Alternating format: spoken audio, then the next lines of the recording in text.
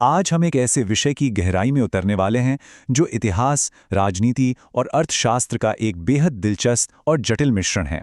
हम बात कर रहे हैं पश्चिम बंगाल की, जो राज्य कभी पूरे एशिया में शिक्षा, उद्योग और संस्कृति का केंद्र हुआ करता था।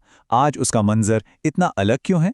आज के इस विश्लेषण में हम दिए गए सोर्स मटेरियल के आधार पर बंगाल के इसी हैरान करने वाले ऐतिहासिक सफर को समझेंगे। तो चलिए बिना किसी देरी के शुरू करते हैं। एक नज़र आज के इस रोड मैप पर डाल लेते हैं। हम बंगाल के ऐतिहासिक सुनहरी युग से शुरुआत करेंगे, फिर कम्युनिस्ट पार्टी के उस दौर को समझेंगे जिसने काफ़ी कुछ बदल दिया। इसके बाद ममता बनर्जी का राजनीतिक उदय, टीएमसी प्रशासन के विवाद और अंत में कल्याणकारी योजनाओं और पलायन की ज़मीनी सच्चाई पर चर्चा करेंगे। तो हमारा पहला अध्याय है बंगाल का ऐतिहासिक सुनहरा युग। सच कहूं तो सोर्स मटेरियल के ऐतिहासिक आंकड़े इतने चौंकाने वाले हैं कि पहली बार में उन पर यकीन करना थोड़ा मुश्किल लगता है। जरा इस कंट्रास्ट को देखिए। सोर्स बताता है कि 17वीं और 18वीं सदी में बंगाल दुनिया के सबसे अमीर क्षेत्रों में से एक था। फ्रांसीसी यात्री फ्रांसवा बेनियर ने तो यहां तक लिखा था कि बंगाल मिस्र से भी ज्यादा समृद्ध था। सोचिए, उस वक्त अकेले बंगाल का ग्लोबल जीडीपी में 12% हिस्सा था और पूरे एशिया का 80% कच्चा रेशम यहीं से एक्सपोर्ट होता था। लेकिन आज की सच्चाई? सोर्स के मुताबिक आज भारत के ह्यूमन डेवलपमेंट इंडेक्स में बंगाल 28 राज्यों में से 27वें नंबर पर है। ये भारी गिरावट वाकई सोचने पर मजबूर कर देती है। और आज़ादी के वक्त यानी 1947 में तस्वीर कैसी थी? तब बंगाल भारत का सबसे ज्यादा औद्योगिकृत राज्य था। पूरे देश के इंडस्ट्रियल आउटपुट का 27% हिस्सा अकेले पश्चिम बंगाल से आता था। टाटा स्टील, बाटा, हिंदुस्तान मोटर्स, इन सभी जायंट्स की मैन्युफैक्चरिंग यहीं होती थी। हावड़ा को तो पूर्व का मैनचेस्टर कहा जाता था। ये सिर्फ एक राज्य नहीं था, बल्कि पूरे देश की अर्थव्यवस्था का सबसे बड़ा इंजन था। और बात सिर्फ फैक्ट्रियों की नहीं थी। बंगाल एक जबरदस्त इंटेलेक्चुअल और कल्चरल पावर हाउस था। 1817 में एशिया का पहला आधुनिक शैक्षणिक संस्थान हिंदू कॉलेज खुला। 1857 में कलकत्ता यूनिवर्सिटी की स्थापना हुई। समाज सुधार की बात करें तो विधवा पुनर्विवाह जैसे कानून यहां 1850 के दशक में ही लागू हो गए थे, जबकि देश के बाकी हिस्सों को वहां तक पहुंचने में 100 साल लग गए। सोर्स एक बहुत ही रोचक फैक्ट और बताता है। सुभाष चंद्र बोस ने ब्रिटिश एम्पायर के सबसे मुश्किल आईसीएस एग्जाम में 4थी रैंक हासिल की थी, लेकिन देश के लिए वो प्रेस्टीजियस नौकरी ठुकरा दी। तो ये राज्य 1960 के दशक तक नेशनल एवरेज से आगे बढ़ता रहा, लेकिन फिर एक बहुत बड़ा राजनीतिक बदलाव आया। हमारा दूसरा अध्याय कम्युनिस्ट पार्टी का दौर, जहां से सोर्स इस राज्य की औद्योगिक गिरावट को जोड़कर देखता है। 1960 के दशक के आखिर में हालात तेजी से बदलने लगे। 1967 के भयानक फूड क्राइसिस के कारण बंगाल में पहली बार कांग्रेस को हार का सामना करना पड़ा। 1968 का साल काफी उथल-पुथल वाला रहा। सोर्स में घटना का खास जिक्र है जहां मशहूर एक्टर अशोक कुमार के कार्यक्रम में भयंकर हिंसा हुई। इसी दौर में एक और बड़ा झटका तब लगा जब प्रसिद्ध उद्योगपति आदित्य बिड़ला के साथ हिंसक बदसलूकी हुई, जिसके बाद उन्होंने और कई दूसरे उद्योगपतियों ने अपने इन्वेस्टमेंट्स वहां से निकाल लिए और कभी वापस नहीं लौटे। और देखते ही देखते 1977 आते-आते सीपीआईएम ने पूर्ण बहुमत के साथ सत्ता हासिल कर ली।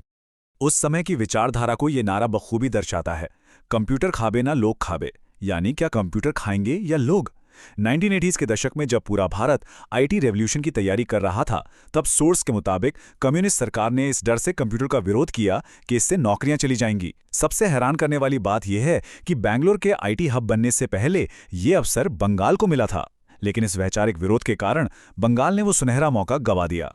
जरा इस नंबर पे गौर कीजिए, 28,000। सोर्स रिपोर्ट करता है कि 1977 से 2011 के बीच इन 34 सालों के शासन के दौरान 28,000 से ज्यादा राजनीतिक हत्याएं हुईं। ये भयानक आंकड़ा दिखाता है कि उस वक्त का राजनीतिक माहौल कितना हिंसक हो चुका था और असहमति की क्या कीमत चुकानी पड़ती थी। और इन सब चीज़ों का एक सीधा आर्थिक नतीजा सामने आया। लगातार होने वाली स्ट्राइक्स, फैक्ट्रियों का बंद होना और शिक्षा के राजनीतिकरण का असर साफ दिखने लगा। 1960 में नेशनल जीडीपी में बंगाल का जो योगदान 10.5% था, वो 2011 आते-आते गिरकर मात्र 6.5% रह गया। जो सबसे टैलेंटेड प्रोफेसर्स और युवा थे, वो दूसरे राज्यों और विदेशों की ओर पलायन करने लगे। लगातार 34 साल के इस लंबे शासन के बाद बंगाल की जनता आर्थिक ठहराव से बिल्कुल थक चुकी थी और एक बदलाव चाहती थी। और यहीं से शुरू होता है हमारा तीसरा अध्याय, ममता बनर्जी का उदय, जिन्होंने जनता से सोनार बांग्ला का वादा किया। ये सत्ता तक पहुंचने की कोई आसान कहानी नहीं है। 1990 में हाजरा जंक्शन पर ममता बनर्जी पर एक जानलेवा हमला हुआ, लेकिन वो पीछे नहीं हटी। 1998 में उन्होंने तृणमूल कांग्रेस बनाई, लेकिन सबसे बड़ा टर्निंग पॉइंट 2006 में आया। सोर्स बताता है कि जब सिंगूर और नंदीग्राम में सरकार ने टाटा के नैनो प्लांट के लिए किसानों की जमीन ली, तब ममता ने एक जबरदस्त जमीनी आंदोलन खड़ा किया। 21 दिन का अनशन हुआ, जिसका नतीजा ये निकला कि रतन टाटा को अपनी फैक्ट्री उठाकर गुजरात ले जानी पड़ी। इसी संघर्ष के दम पर 2011 में उन्होंने 34 साल पुराने कम्युनिस्ट शासन को उखाड़ फेंका और वो मुख्यमंत्री बनी। लोगों को बहुत उम्मीदें थी, लेकिन अब मुड़ते हैं चौथे अध्याय की तरफ, टीएमसी प्रशासन और विवाद। यहां हम बिल्कुल तटस्थ रहकर सिर्फ उन बातों पर गौर करेंगे जो सोर्स मटेरियल में बताई गई हैं। सोर्स का एक बड़ा आरोप ये है कि सत्ता बदलने के बावजूद जमीनी स्तर पर एक्सटॉर्शन का सिस्टम वैसा ही रहा। कहा जाता है कि जो कैडर पहले कम्युनिस्ट पार्टी का झंडा उठाते थे, उन्होंने बस टीएमसी का झंडा थाम लिया। एक तथाकथित कट मनी का स्ट्रक्चर बन गया। पीएम आवास योजना के फंड से लेकर मनरेगा सी दिहाड़ी तक, यहां तक कि 2000 रुपए के अंतिम संस्कार सहायता से भी लोकल कार्यकर्ताओं द्वारा कमीशन लेने के आरोप सामने आए। घर बनाने के लिए लोकल सिंडिकेट से ही बिल्डिंग मटेरियल खरीदना अनिवार्य कर दिया गया। तो एक बहुत ही स्वाभाविक सा सवाल उठता है कि इस सबका आम नागरिकों पर क्या असर पड़ा। ये सवाल सीधे हमें उन बड़े घोटालों की ओर ले जाता है जिन्होंने पूरे राज्य को हिलाकर रख दिया। 50 करोड़ रुपए। सोर्स के अनुसार एसएससी रिक्रूटमेंट स्कैम की जांच के दौरान ईडी की रेड में इतनी भारी मात्रा में नकद रकम बरामद हुई। ये घोटाला इतना बड़ा था कि कलकत्ता हाईकोर्ट को एक झटके में 25,000 से ज्यादा शिक्षकों की नियुक्तियां रद्द करनी पड़ी। जरा उन हजारों युवाओं के बारे में सोचिए जिनकी सालों की मेहनत पल भर में बर्बाद हो गई। और विवादों की फहरिस्त यहीं खत्म नहीं होती। सोर्स कई अन्य गंभीर मुद्दों का भी उल्लेख करता है। शारदा स्कैम, जिसमें 17 लाख लोगों की जीवन भर की कमाई डूब गई। नारदा स्टिंग, जहां 11 सीनियर नेता कथित तौर पर कैमरे पर कैश लेते पकड़े गए। फिर संदेश खाली में स्थानीय नेताओं पर दुर्व्यवहार के गंभीर आरोप। और हाल ही का आरजी कर मेडिकल कॉलेज मामला, जिसमें सोर्स के मुताबिक सबूत मिटाने के प्रयास और विवादास्पद बयान सामने आए। यहां सोर्स एक बड़ी विडंबना की ओर भी इशारा करता है कि राज्य की मुख्यमंत्री और गृह मंत्री होते हुए भी खुद ममता बनर्जी अपनी ही सरकार के खिलाफ न्याय की मांग करते हुए सड़क पर विरोध प्रदर्शन कर रही थीं। अब हम अपने अंतिम अध्याय की ओर बढ़ते हैं। ये अध्याय वर्तमान प्रशासन की दो अलग अलग सच्चाइयों को सामने रखता है। एक तरफ उनकी कल्याणकारी योजनाएं हैं और दूसरी तरफ है पलायन की जमीनी हकीकत।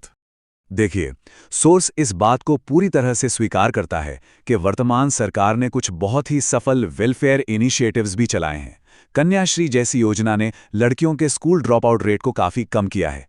लक्ष्मी भंडार महिलाओं को हर महीने आर्थिक मदद दे रही है। रूपाश्री और गरीबों के लिए सब्सिडी वाला चावल जैसी योजनाओं ने लाखों परिवारों को राहत पहुंचाई है। दरअसल पश्चिम बंगाल ही वो राज्य है जिसने डायरेक्ट बेनिफिट ट्रांसफर यानी डीबीटी मॉडल को शुरुआती दौर में अपनाया, जिसे बाद में पूरे देश में लागू किया गया।